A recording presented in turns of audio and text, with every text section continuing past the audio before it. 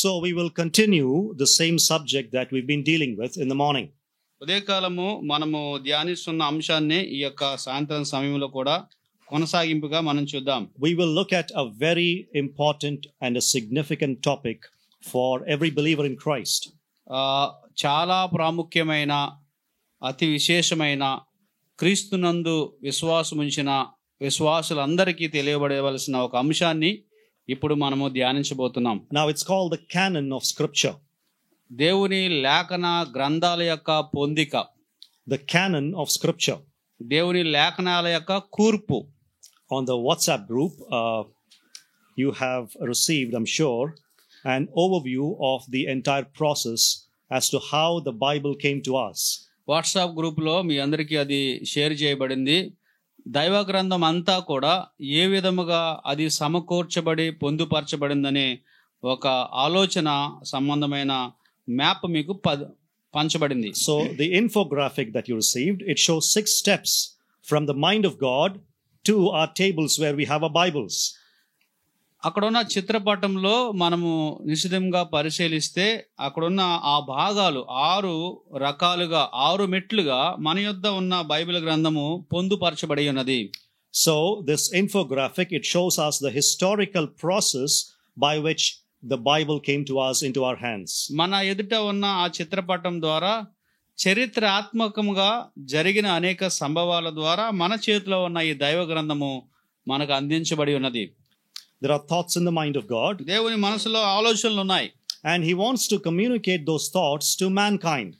దేవుని మనసులో ఉన్న ఆలోచనలను మానవాళితో ఆయన పంచుకోవాలనుకుంటున్నాడు. So a thought in the mind of God has to come to human beings now. ఇప్పుడు దేవుని మనసులో ఉన్న ఆలోచన మానవుని యొద్దకు వచ్చింది, మానవుల యొద్దకు వచ్చింది. You see the first step there, the first arrow mark, the process by which the thoughts in the mind of God would come to human beings is called revelation. దేవుని మనసులో ఉన్న ఆలోచనలు మానవాళి యొద్దకు చేరి రావడాన్నే రెవల్యూషన్ అంటారు, దాన్నే ప్రత్యక్షత అంటారు. So any thought in the mind of God that he wants to communicate with mankind has to come to mankind by way of revelation. దేవుని మనసులో ఉన్న ఏ ఆలోచన అయినా మానవుల యొద్దకు చేరి రావాలంటే ఒక పద్ధతి ద్వారానే అవి వస్తాయి, దాన్నే ప్రత్యక్షత అంటారు. So let me define what is revelation for you. ప్రత్యక్షత అంటే దాని యొక్క అర్థాన్ని మీకు వివరించాలనుకుంటున్నాను. Okay, so we'll go slowly again. Listen to all these very carefully because these are foundational truths for the building up of our faith. మన విశ్వాస నిర్మాణమునకు ఈ సత్యాలు పునాది సత్యాలు కాబట్టి చాలా నెమ్మదిగా మనం వీటిని ధ్యానం చేద్దాం. So what is revelation? ప్రత్యక్షత అంటే ఏమిటి? Revelation is the work of God. ప్రత్యక్షత అనేది దేవుని యొక్క కార్యము, by which he communicates to man. దాని ద్వారా మానవులతో ఆయన అనుసంధానం చేస్తుంటాడు. Truth that was previously unknown. గతములో తెలియని సత్యము. And unknowable by any other means as well. ఏ మార్గముల ద్వారా తెలుసుకోలేని ఆ సత్యము he communicates with mankind.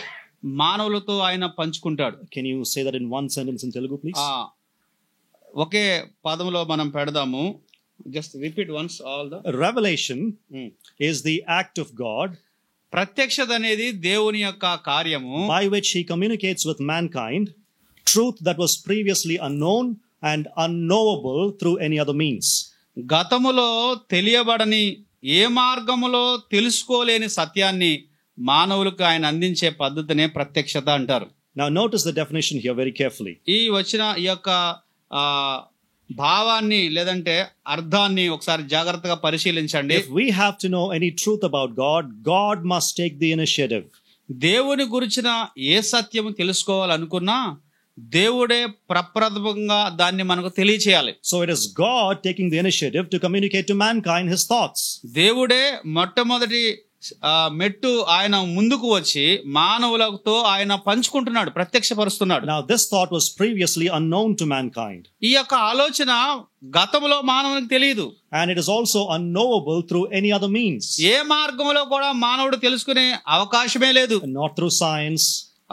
Science ద్వారా గాని, విజ్ఞానం ద్వారా గాని, not through meditation, ధ్యానం ద్వారా గాని, not through science SCINS, not through science, not through meditation.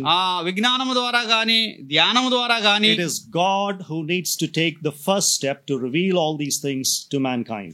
దేవుడే ఒక ముందంజ వేసి మానవులకు ఆయనే ప్రత్యక్షపరచవలసిన వాడుగా ఉన్నాడు. So that's called revelation. దాన్నే ప్రత్యక్షత అంటారు. And the entire Bible is a revelation of God. Bible అంతా కూడా దేవుని ప్రత్యక్షత. If the Bible had not been revealed to us, do you think anybody could have written a book like that? ఒకవేళ దేవుడు ఈ దైవ గ్రంథాన్ని మనకు ప్రత్యక్షత పరచకుంటే ఏ మానవుడైనా ఎలాంటి పుస్తకం రాయగలడని అనుకుంటున్నావా నువ్వు? No, right? So it is a revelation. ఇది ఒక ప్రత్యక్షత, which means it was a truth that was previously unknown. గతములో దాచబడిన ఆ సత్యము, and it is unknowable by any other means except by way of revelation from God. దేవుని వద్ద నుండి ప్రత్యక్షత ద్వారానే తెలియబడుతుంది తప్ప వేరే మార్గముల ద్వారా తెలుసుకోలేని గొప్ప సత్యం. So first step, a thought in the mind of God is transmitted to human beings by way of revelation. దేవుని మనసులో ఉన్న ఆలోచన ప్రత్యక్షత ద్వారా మానవుల యొద్దకు చేర్చబడిందే ప్రత్యక్షత అని మనం చూస్తున్నాం. Okay, clear so far? Yes, no? ఇంతవరకు స్పష్టంగా అర్థమైందండి అందరికి? Please communicate with me, yes or no. నాతో మీరు మాట్లాడండి, అవునో కాదో చెప్పండి. This is not any preaching here. We can talk, we can have a dialogue. ఇది ఒక ప్రీచింగ్ కాదు, బోధన. ఇది ఒకరితో ఒకరు సంభాషించుకుని మాట్లాడుకుని చర్చించుకునే అంశం. The end goal is we all need to understand this, by which we are transformed more into his image. ఈ యొక్క బోధన ద్వారా చివరి ధ్యేయము, ఉద్దేశం ఏమిటంటే మనం అందరం కూడా క్రీస్తు వలె ఎదగాలనేది. And we need to have knowledge of these things.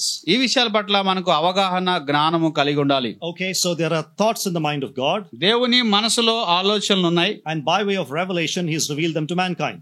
ఆయన ప్రత్యక్షత ద్వారా మానవ జాతికి ప్రత్యక్షపరుస్తున్నాడు. How can we be sure that the authors of scripture have carefully and without any error written them down?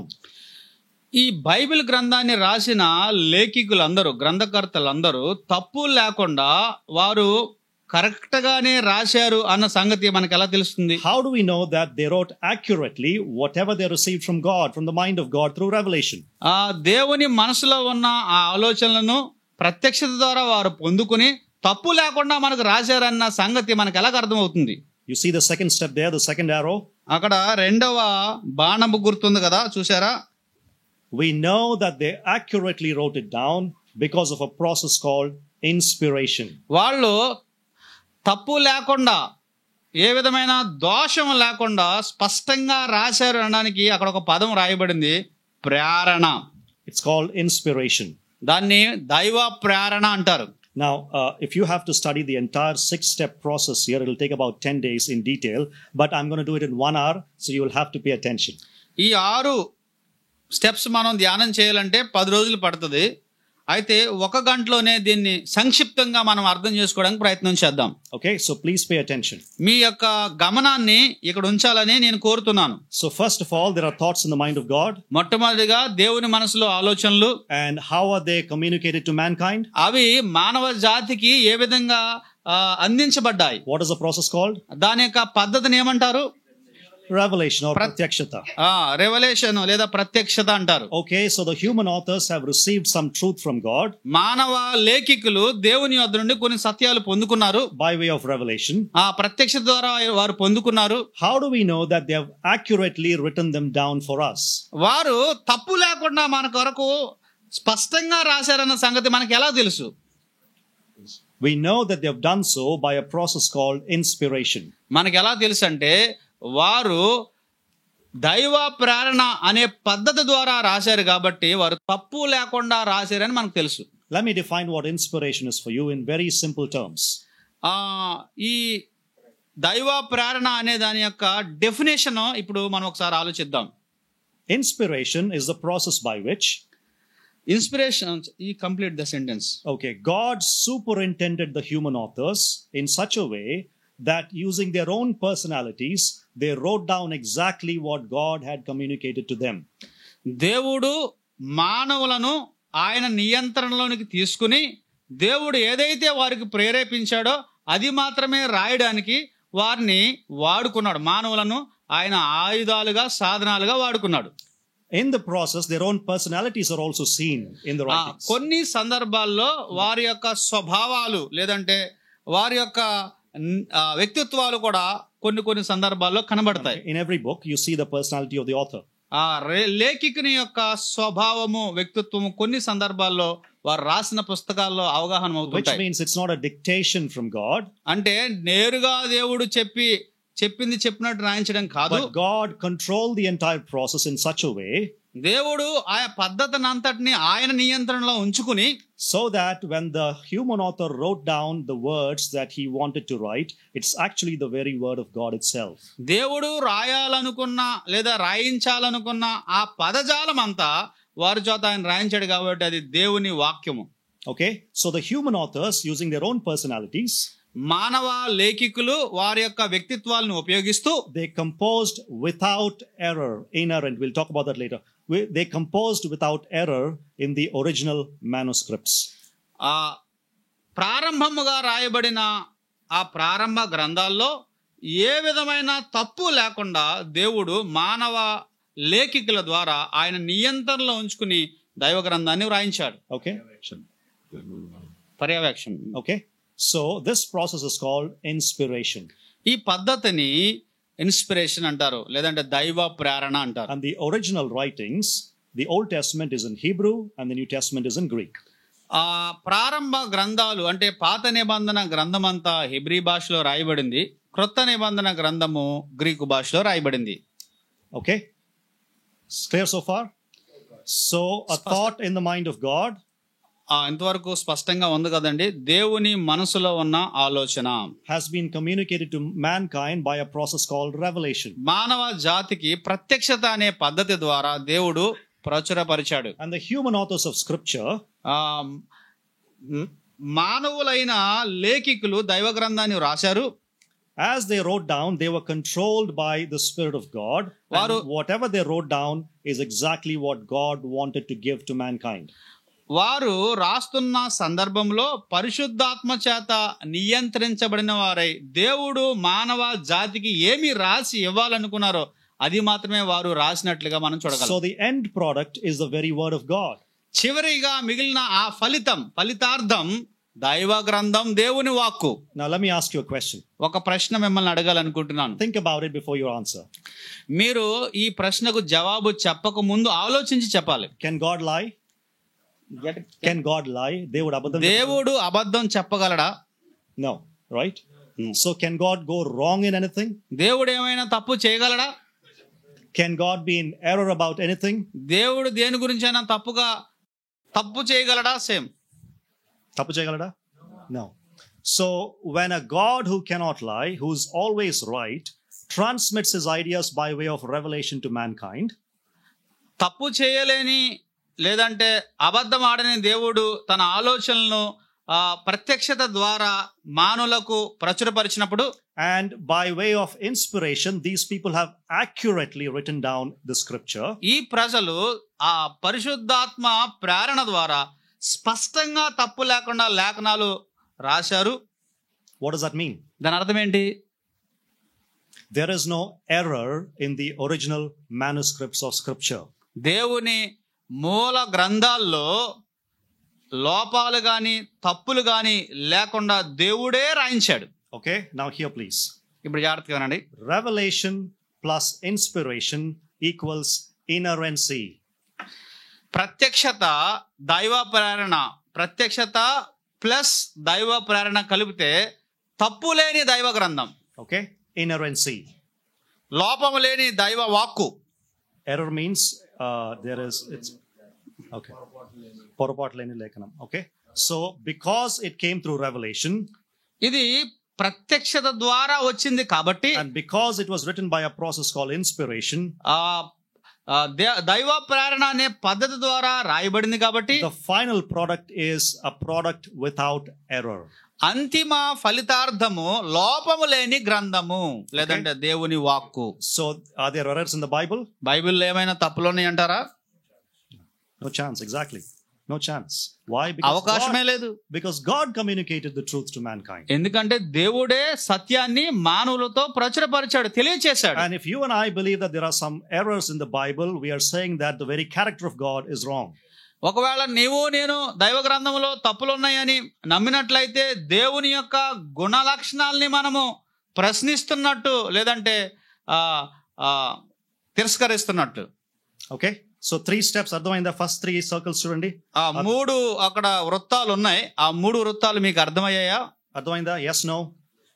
అవునా కాదా? So a thought in the mind of God, దేవుని మనసులో ఉన్న ఆలోచన by process of revelation has been revealed to mankind.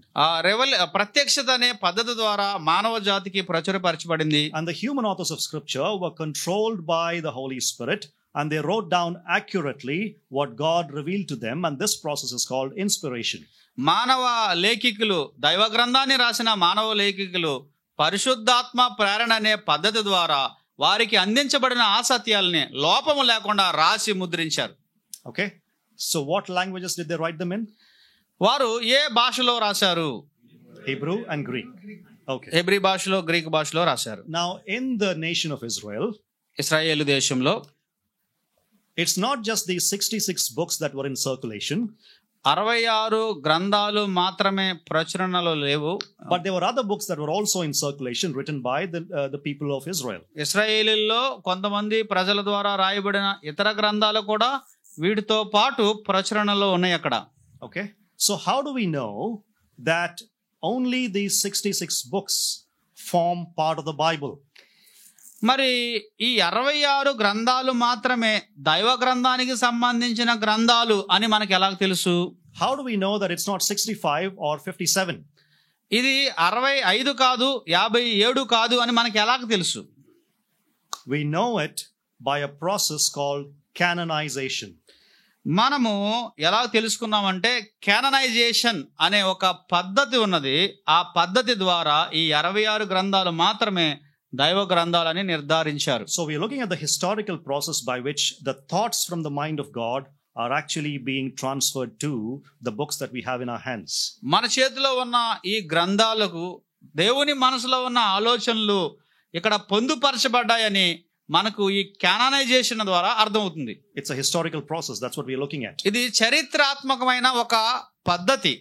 Okay, so the question we'll ask this in this session is, ఈ యొక్క తరగతిలో అడిగే ప్రశ్న ఏమిటి అంటే, what books belong in the Bible బైబిల్కి సంబంధించిన పుస్తకాలు ఏవి, and what does not belong in the Bible? బైబిల్కు సంబంధం లేని పుస్తకాలు ఏవి? How do we know that only these 66 books have to be part of the Bible and not others? ఈ 66 గ్రంథాలు మాత్రమే దైవ గ్రంథానికి సంబంధించినవి, మిగతావి దైవ గ్రంథంతో సంబంధం లేని పుస్తకాలు అని మనకు ఎలాగో తెలుసు? Because if you look at the Roman Catholic canon, ఇప్పుడు రోమన్ క్యాథలిక్ క్యానన్ అనే దాన్ని మనం చూస్తే, ఎప్పుడైనా చూసారా Roman Catholic Bible? Roman Catholic యొక్క బైబిల్ గ్రంథాన్ని ఎప్పుడైనా చూసారండి? దానిలో ఎక్స్ట్రా 12 to 14 బుక్స్ ఉంటాయి, చూసారా? ఇంకా 12, 13 పుస్తకాలు 66 పుస్తకాల కంటే ఎక్కువ ఉంటాయి. It's called the Apocrypha. దాన్ని అపోక్రిఫా అని పుస్తకాలు అంటారు. Okay, Apocrypha means hidden, secret things. అంటే అపోక్రిఫా అంటే దాని అర్థము దాచబడినవి, రహస్యమైన సంగతులు. Why are they not part of the Bible? ఎందుకు అవి దైవ గ్రంథముతో పొందుపరచబడలేదు? Why does your Bible that you have in your hands have only 66 books? ఇప్పుడు మీ చేతిలో ఉన్న దైవ గ్రంథములో 66 పుస్తకాలు మాత్రమే ఎందుకు ఉన్నాయి? This is a question of something called the canon of scripture. Canon means the list of 66 books in scripture. Very simple. Canon అంటే 66 గ్రంథాల సంపుటి. Okay, the list of all books that belong in the Bible, which is 66. 66 గ్రంథాల సంపుటి ఈ యొక్క canon, లేకపోతే 66 గ్రంథాల సమకూర్పు ఒక క్యానన్ అంటారనమాట. Okay, is that clear? అర్థమైందా? So how do we know that this canon contains only 66 books? ఈ క్యానన్ అనేది 66 గ్రంథాలు మాత్రమే కలిగి ఉంటుందన్న సంగతి నీకు నాకు ఎలా తెలుసు? How do we know that we have not received lesser revelation from God or more revelation from God? దేవుని యొక్క ప్రత్యక్షత ఎక్కువ పొందలేదు, తక్కువ పొందలేదు అని ఎలా తెలుసు మనకి? Now this is a very important question for our lives. మన జీవితాలకి ఈ ప్రశ్న చాలా ప్రాముఖ్యమైనది. So I'm going to look at the Old Testament canon first and how it was formed historically. పాత నిబంధన గ్రంథముల యొక్క సమకూర్పు చరిత్రాత్మకంగా అవి ఎలా సమకూర్చబడ్డాయో మొట్టమొదట మనం ధ్యానం చేద్దాం. And show you that no books extra can be added to it. ఇంకా ఎక్కువ గ్రంథాలని మనం దానికి కలపలేము. And nothing can be detracted from it or taken out of it. దాంట్లోంచి ఒక గ్రంథాన్ని కూడా మనం తొలగించలేము. And then we'll come to the New Testament canon and see how it was formed as well. క్రొత్త నిబంధన గ్రంథాల యొక్క సమకూర్పుని మనం ఆలోచిద్దాం తర్వాత. Okay, so again this is a very long study, but we're going to summarize it, so listen very carefully. ఇది చాలా సువిశాలమైన ధ్యానము, అయితే దాన్ని మనము సంక్షిప్తంగా ధ్యానం చేద్దాం. Where did the idea of canon begin? ఈ యొక్క పుస్తకాల సమకూర్పు అనే ఆలోచన ఎప్పుడు ప్రారంభించబడింది?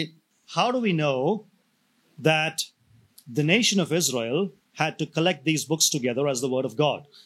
ఇశ్రాయేలు దేశము ఈ పుస్తకాలన్నీ సమకూర్చాలి, ఇది దేవుని వాక్కు అని వారు ఎలాగో ఆలోచించారు? వారికి ఈ ఆలోచన ఎక్కడి నుంచి వచ్చింది? When you look at the scriptures carefully, మనం దేవుని లేఖనాల్ని నిశ్చితంగా పరిశీలిస్తే, right from the book of Genesis itself, it bears witness to a historical process by which all these were collected together. ఆదికాండం నుంచి కూడా చరిత్రాత్మకమైన సాక్ష్యాలు మనకి దొరుకుతాయి ఈ గ్రంథాలన్నీ సమకూర్చబడాలని. The earliest written word or collection of written word were the 2 tablets, the 10 commandments. మొట్టమొదటిగా రాయబడిన ఆ 2 రాతి పలకలు సమకూర్చబడ్డాయి. The 10 commandments is the beginning of the biblical canon. Write it down, please. ఈ యొక్క గ్రంథాల సమకూర్పు అనేది ఎక్కడి నుంచి ఆరంభమైందంటే, దేవుని చేవ్రాత చేత రాయబడిన ఆ 2 రాతి పలకలు మొట్టమొదట సమకూర్చారు. So the 10 commandments or the 2 tablets, they form the beginning of the biblical canon. ఆ 10 ఆజ్ఞలు, ఆ 2 రాతి పలకలు ఈ యొక్క గ్రంథాల సమకూర్పుకి ఆరంభం.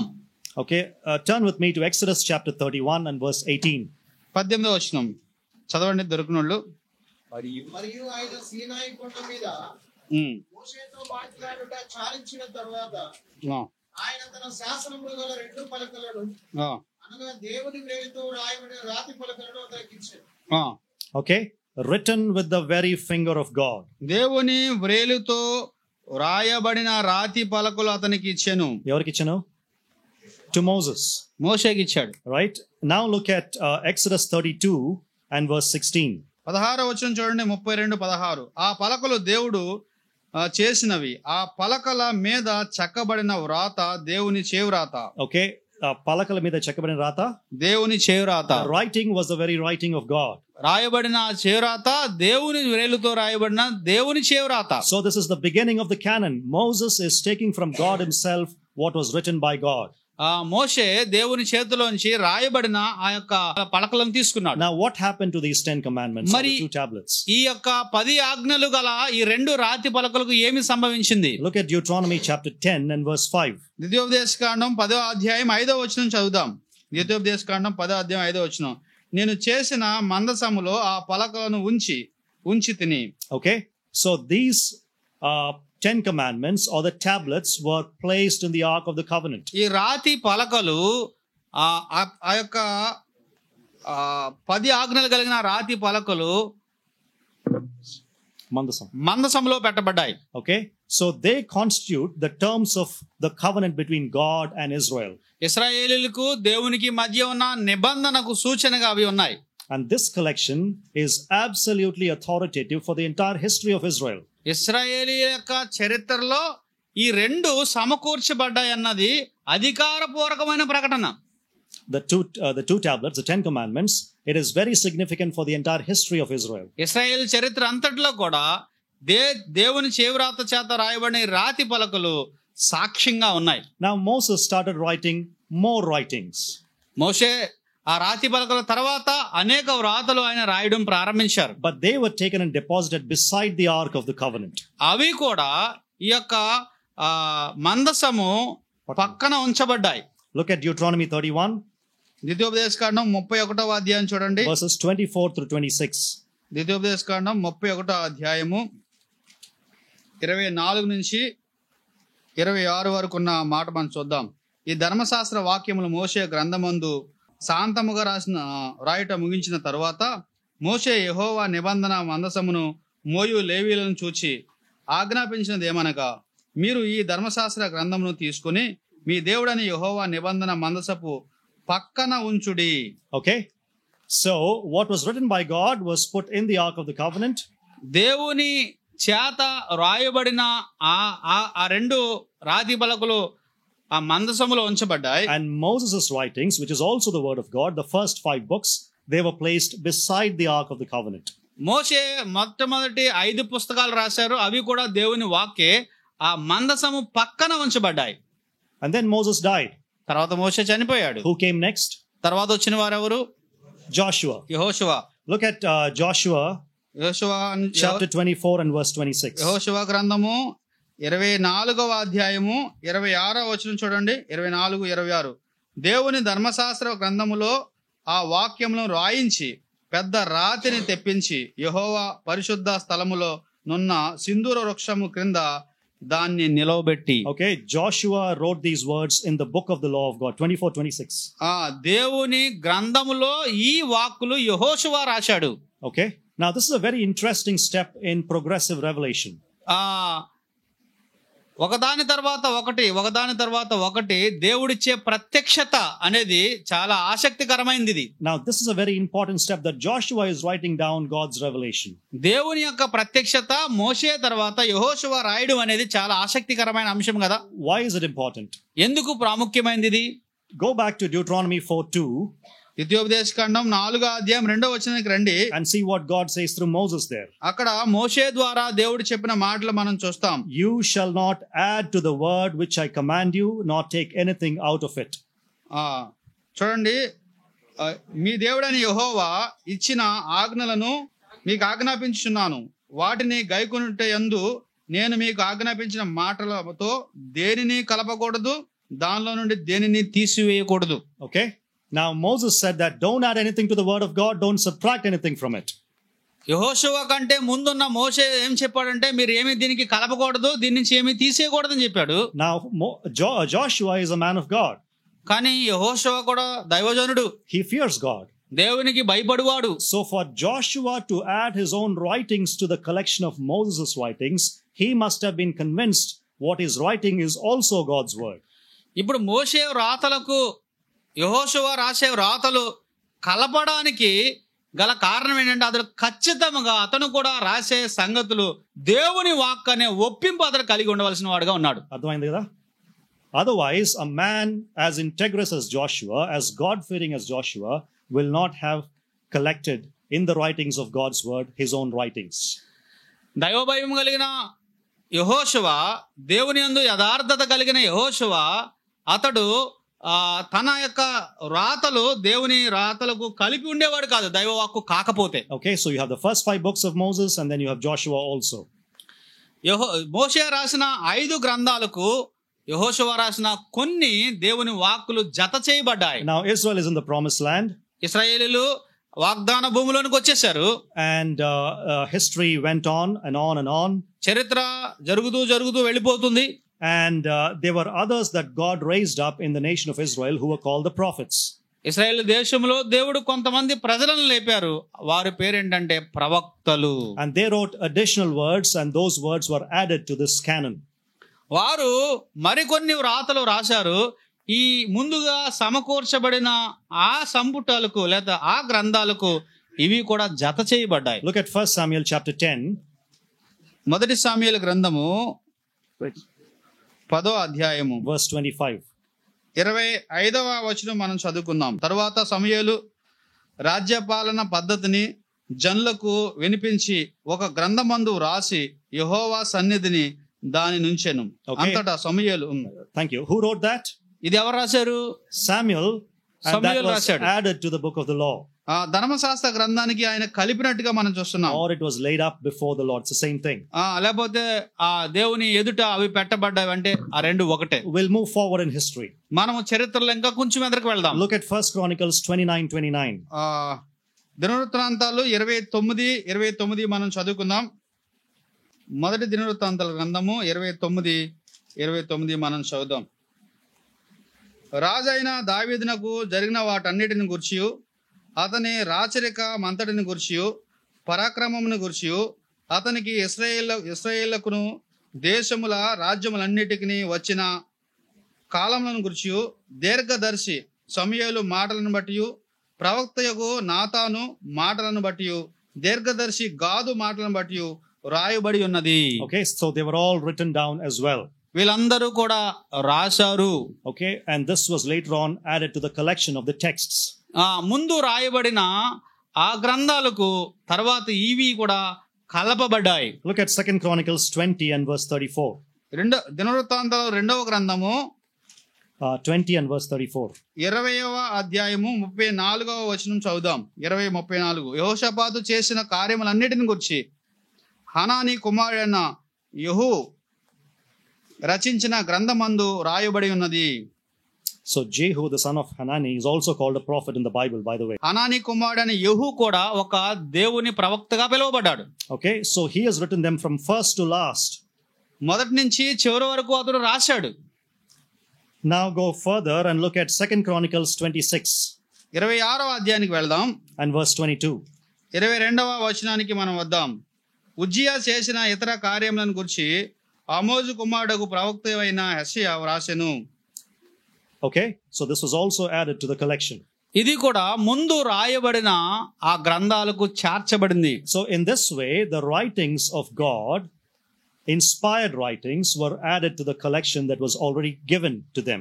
ఈ విధముగా దేవుని ఆత్మచేత ప్రేరేపించబడిన ఈ రాతలు ఇంతకు ముందు రాయబడిన రాతలకు జత చేయబడుతూ వచ్చాయి. Look at one more verse, Jeremiah chapter 30 and verse 2. ఇర్మియా గ్రంథము 30వ అధ్యాయము 2వ వచనం.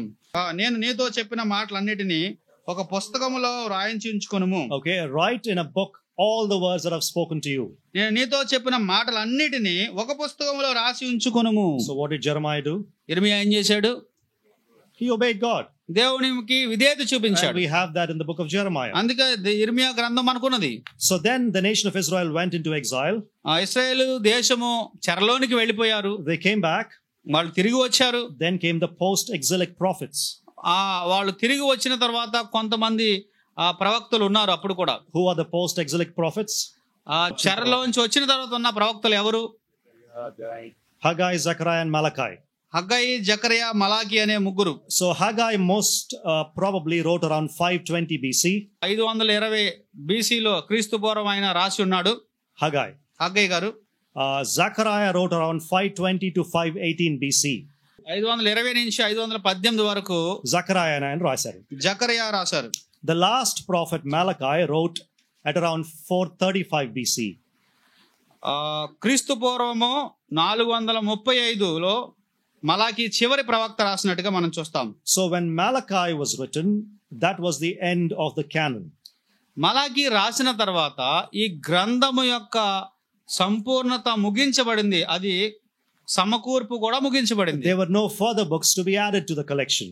ఇంతకు ముందు రాయబడిన ఆ గ్రంథాలకు ఇంకా కొత్త గ్రంథాలు కలపడానికి అవకాశం లేకుండా ఉన్నది. How do we know that? అది మనకు ఎలా తెలుసు? Because after Malachi, మలాకి తర్వాత there was no spirit of prophecy in the nation of Israel, especially for the next 400 years. ఇశ్రాయేలీయుల దేశంలో ఆత్మ ద్వారా ప్రవచనాత్మకమైన పరిచర్య లేదు. 400 సంవత్సరాలు. At least 400 years. దాదాపుగా 400 సంవత్సరాలు. And who is the next prophet to come up? ఆ తర్వాత వచ్చిన ప్రవక్త ఎవరు? Exactly. He is the voice of one crying out in the wilderness, right?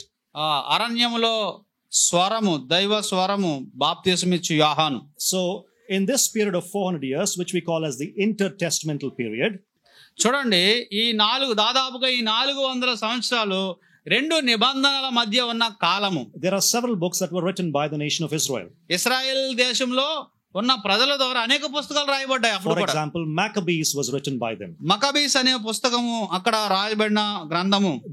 The books of Maccabees clearly reveal that they are not the word of God. మకబీస్ అనే ఆ పుస్తకాలు మనం చదివితే అవి దేవుని ద్వారా రాయబడలేదని స్పష్టంగా మనకు అర్థమవుతాయి. Maccabees was written about 100 BC. క్రీస్తు పూర్వము 100 సంవత్సరాలకు పూర్వము ఇవి రాయబడ్డాయి. And these books clearly say that they are not divinely inspired books. ఈ పుస్తకాలు స్పష్టంగా చెప్పేది ఏమంటే దైవాత్మ ప్రేరేపితమైన గ్రంథాలు కావు అని ప్రకటిస్తాయి. There was a historian by the name of Josephus. ఒక చరిత్రకారుడు ఉన్నారు, ఆయన పేరు Josephus. Josephus talks about the collection of the Old Testament and he says that the prophets ended with Malachi. Josephus పాత నిబంధన గ్రంథంలో ఉన్న ప్రవక్తల గురించి మాట్లాడుతూ మలాకి అనే వ్యక్తి పాత నిబంధన గ్రంథంలో చివరి ప్రవక్త అని రాశారు. Then there were rabbis after the time of Jesus. యేసుక్రీస్తు వచ్చే సమయానికి రబ్బీలు ఉన్నారు. Okay, you heard of the word Talmud? Okay, so Talmud is the writings of the rabbis. Talmud అనే ఒక గ్రంథం మీరు విని ఉంటారు. అవి రబ్బీల ద్వారా రాయబడిన గ్రంథాలు. And they also clearly proclaim that their writings are not equal to the word of God. వాళ్ళే చెప్తున్నారు ఇవి దేవుని లేఖనాలకు సరిపోలినవి కావు అని. Okay, then there was something called the Qumran community. తర్వాత మరొక సంతతి ఉన్నారు, కుమ్మరాన్ కమ్యూనిటీ అంటే వాళ్ళ పేరు. Dead Sea Scrolls and పేరు విన్నారా? Dead Sea Scrolls, DSS. మృత సముద్రపు చర్మపు పుస్తకాలు విన్నారా ఎప్పుడైనా? విన్నారు కదా? The Qumran community wrote them. Qumran community అనేవారు ఆ యొక్క మృత సముద్రపు పుస్తకాలు లేదా చర్మపు చుట్టలు వారు రాశారు గ్రంథాలు. They also say that Malachi is the last prophet. వాళ్ళు కూడా చెప్పింది ఏంటంటే మలాకి చివరి ప్రవక్త అని చెప్పారు. Now all this is to say that after Malachi there was no book that should have been added to the Old Testament. మలాకి తర్వాత పాత నిబంధన గ్రంథానికి కలపగలిగిన పుస్తకం ఏదీ లేదని ఈ చరిత్రకారులు అందరూ చెప్తున్నారు. It is not possible. అది సాధ్యము కూడా కాదు. Because there was nobody who was speaking with the spirit of prophecy in the nation of Israel after Malachi. మలాకి తర్వాత ఇశ్రాయేల్ దేశంలో ఆ ప్రవచనాత్మకమైన ఆ పలుకు లేదంటే ఆత్మ కలిగి పలికిన వారు ఎవరూ లేరు. Now when you come to the New Testament, listen very carefully please. ఇప్పుడు చాలా జాగ్రత్తగా వినండి. క్రొత్త నిబంధనకు మనం వచ్చినప్పుడు Jesus disagreed with the nation of Israel on many things. యేసు ప్రభు ఇశ్రాయేలు దేశంతో చాలా విషయాలను విభేదించాడు. By that I mean the leadership of Israel. ఇశ్రాయేలీల యొక్క నాయకత్వాన్ని ఆయన విభేదించినట్టుగా మనం చూస్తాం. One of the things that both of them agreed on was the extent of the canon.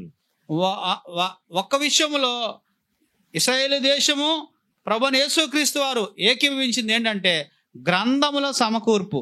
Whenever Jesus quoted from the Old Testament, he knew it was the word of God, they knew it was the word of God.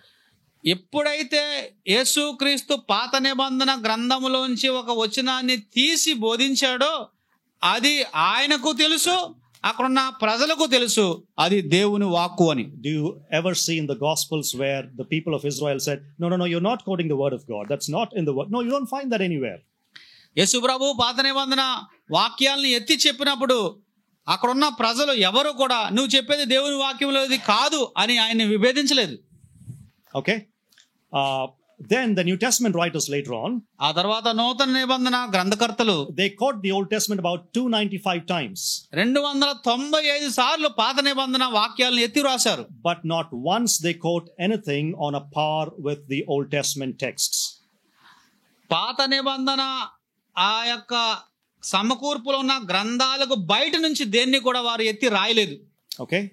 There's just one quotation, but it's not on a par with the Old Testament texts. వాక్యమే ఉందంట, అది పాత నిబంధన వాక్యానికి సమానమైనది కాదు. I'll say that again. మళ్ళీ చెప్తాను. The New Testament writers quote the Old Testament about 295 times.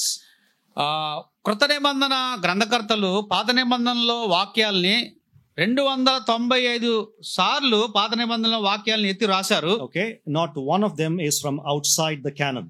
ఆ 295 వాక్యాలు కూడా ఈ యొక్క సమకూర్చబడిన గ్రంథాలకు బయట ఒకటి తీసుకోలేదు. Okay, by that we understand దాన్ని బట్టి మనం అర్థం చేసుకునేది ఏమిటంటే that the canon of the Old Testament ended with Malachi. పాత నిబంధన గ్రంథముల యొక్క సమకూర్పు అనేది మలాకి గ్రంథంతో ముగిసిపోయిందని. Everybody in Israel knew about it. ఇశ్రాయేలీలో ఉన్న వారు అందరికీ సంగతి తెలుసు. Even unbelieving Israel knew about it. అవిశ్వాసులైన ఇశ్రాయేలు కూడా తెలుసు. Jesus affirmed the canon.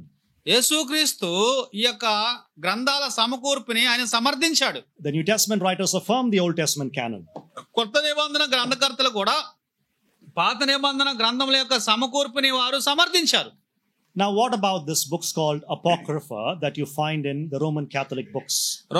Roman Catholic పుస్తకాల్లో అపోక్రిఫల్ పుస్తకాలు అంటే ఏమిటి? Now these were books that were written between 200 BC and 100 AD in these 300 years. క్రీస్తు పూర్వం 200 సంవత్సరాలు 100 సంవత్సరాల మధ్యలో రాయబడిన పుస్తకాలుగా పరిగణించవచ్చు. Okay, Apocrypha. అపోక్రిఫల్ పుస్తకాలు అంటారు. When was the last book of Old Testament written? పాత నిబంధన గ్రంథము చివరి గ్రంథమైన మలాకి ఎప్పుడు రాయబడింది? 435 BC. ఆ క్రీస్తు పూర్వము 435 సంవత్సరాల క్రితం. So the first book of Apocrypha was written at least 200 years after Malachi. మలాకి రాయబడిన తర్వాత 200 సంవత్సరాలకు ఈ యొక్క అపోక్రిఫా పుస్తకాల మొట్టమొదటి పుస్తకం రాయబడింది. And even then, అప్పుడు కూడా no Jew in the nation of Israel accepted that as scripture.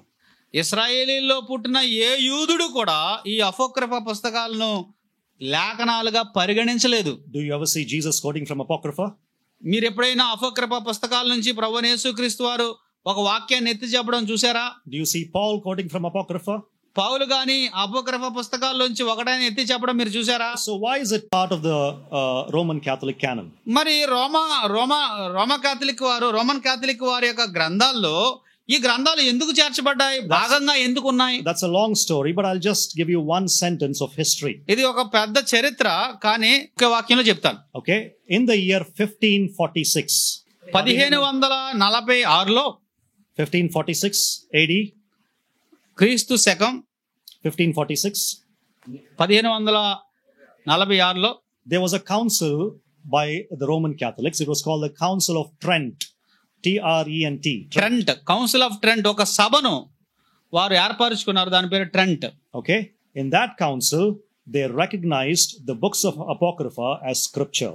ఆ యొక్క సభలో వారు నిర్ధారించింది ఏంటంటే ఈ అపోక్రిఫల్ పుస్తకాలన్నీ కూడా దేవుని లేఖనాలుగా వారు నిర్ధారించుకున్నారు. రోమన్ కాథలిక్ వారు 1546లో. When was the last book of the Old Testament written? పాత నిబంధన చివరి పుస్తకం రాయబడింది ఎప్పుడు? 435 BC. ఏ క్రీస్తు పూర్వం 435 సంవత్సరాల క్రితం. When was Apocrypha recognized by the Roman Catholic Church as scripture? Roman Catholic సంఘము ఈ అపోక్రిఫా పుస్తకాలను దేవుని లేఖనాలుగా ఎప్పుడు పరిగణలోకి తీసుకున్నారు? 1546లో. What is the difference of time span? వీటికి ఆ సమయానికి ఈ సమయానికి ఉన్న మధ్య దూరం ఎంత? కాల పరిమాణం నిడివి Almost 2000 years. 2000 సంవత్సరాలు. So 2000 years later they are adding to the canon. 2000 సంవత్సరాల తర్వాత దైవ గ్రంథానికి వాళ్ళు కలపడానికి ప్రయత్నం చేస్తున్నారు. Is it right? అది సరైందంటారా? No. Right? So the spirit of prophecy ended in 435 BC when Malachi wrote down his writings. క్రీస్తు పూర్వం 435 సంవత్సరాల క్రితము దేవుని ఆత్మ మాట్లాడడం మానేశాడు మలాకి తర్వాత. Okay? Now when you look at the books of Apocrypha, Apocrypha పుస్తకాలను మనం చూస్తే పరిశీలిస్తే they do not claim for themselves the authority of the Old Testament. ఆ పుస్తకాలు కూడా మేము పాత నిబంధన గ్రంథములో భాగాలమని అవి చెప్పుకోవు. Number 2, రెండవది, they were never recognized as scripture by Jewish people. యూదుల ద్వారా అవి దైవ లేఖనాలుగా అంగీకరించబడలేదు. Number 3, మూడవది, they were never considered as scripture by Jesus or the New Testament writers. కొత్త నిబంధన గ్రంథకర్తలు గాని యేసు ప్రభువు గాని ఆ వాటిని దైవ లేఖనాలుగా పరిగణించలేదు. Number 4, and very important, నాలుగోది చాలా ప్రాముఖ్యమైనది, they have teachings that are inconsistent with scripture. ఒక లేఖనానికి మరొక లేఖనానికి సరైన పొంతన లేని పరిస్థితి కలిగి ఉంటాయి. For example, some of them talk about praying to the dead. అందులో కొన్ని పుస్తకాలు చనిపోయిన వారి కొరకు ప్రార్థన చేయడం. Okay, so that is not consistent with scripture. అది మిగతా లేఖనాలతో సరిపోలదు. So in conclusion, I just want to end by saying that ముగింపులో నేను ఈ ముగింపు మాటలు చెప్పి ఈ విషయాన్ని ముగించాలనుకుంటున్నాను. the Old Testament canon, పాత నిబంధన గ్రంథం యొక్క సమకూర్పు, we can be sure that no book need be added to the Old Testament canon and nothing can be subtracted from it, because it was decided once for all by 435 BC when Malachi wrote down the last writing. పాత నిబంధన గ్రంథమైన బైబిల్కి మలాకి రాసి 435 సంవత్సరాల క్రితం క్రీస్తు పూర్వం ముగించిన తర్వాత దేన్ని కలపడానికి కానీ దాని నుండి దేన్ని తీసివేయడానికి కానీ అవకాశం లేనే లేదు. Okay, అర్థమైందా? Yes, no? Okay, so that is the historical process by which the Old Testament canon was put together, the collection. చరిత్రాత్మకమైన పద్ధతిలో పాత నిబంధన గ్రంథం యొక్క సమకూర్పు ఈ విధంగా కొనసాగింది. Okay, I think I'll finish here because New Testament will take some more time. We'll do it tomorrow. ఇక్కడ మనం ఆగిపోదాము, ఎందుకంటే క్రొత్త నిబంధన యొక్క సమకూర్పు మనం ప్రారంభిస్తే ఇంకొంత సమయం తీసుకుంటది. If you have one important question about this, you can ask now. ఒక ప్రశ్న ఏదైనా మీకు ఉంటే కనుక ఒకటే Because we have 5 more minutes. That's why. ఎందుకంటే 5 నిమిషాలు ఉంది కాబట్టి. దీని గురించి ఇంకేమైనా మీకు ప్రశ్న ఉంటే అడగండి, మనము ఈ యొక్క సెషన్ ముగిద్దాం. 5 నిమిషాల సమయం ఉంది.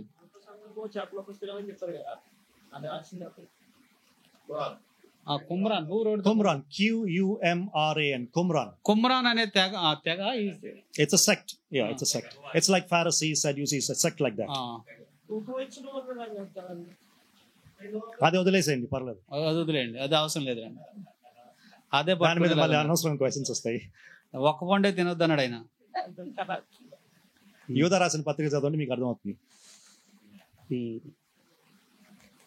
Any questions? Okay, let me just suggest one book for you if you're interested further in reading about it. ఒకవేళ దీని గురించి ఇంకా లోతైన అవగాహన తెలుసుకోవాలనుకుంటే మీకు ఒక పుస్తకాన్ని నేను సజెస్ట్ చేయాలనుకుంటున్నాను, If you can పరిచయం read, if you చేయాలనుకుంటున్నాను. have knowledge of English and if you'd like to study more about this, ఒకవేళ నీకు కొంత ఆంగ్ల భాష పరిజ్ఞానం ఉంటే, లోతుగా చదివి ధ్యానించాలని ఆశ నీకుంటే ఈ పుస్తకం నీకు ఉపయోగపడుతుంది. there is a book called A General Introduction to the Bible general introduction to the Bible అనే పుస్తకం ఉంది. ఈ నామధేయంతో ఒక పుస్తకం ఉంటుంది. by Dr. Norman Geisler and William E. Nix.